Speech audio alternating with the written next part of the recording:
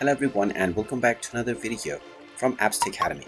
In this video, I'm going to show you how to update the Twitch application on your smartphone. So let's get started right away. Now, if the Twitch application is not working properly and you are facing some issues, then this is probably because the application is not updated to the latest version. So in order to fix this, open up the iOS App Store or the Google Play Store, depending on your device. Once you open it up, just tap on the search box and then type in Twitch and start your search.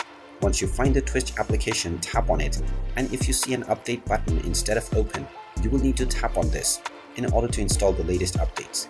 After tapping on this button, just wait for a while until the installation is completed, and once it is done, you will see the open button once again.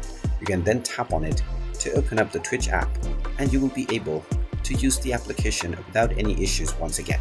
And there you have it. That is how easy it is to update the Twitch application on your smartphone.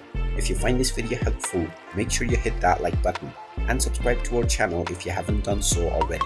Also ring that notification bell to never miss another update from us. Thank you for watching, and I will see you again in the next video.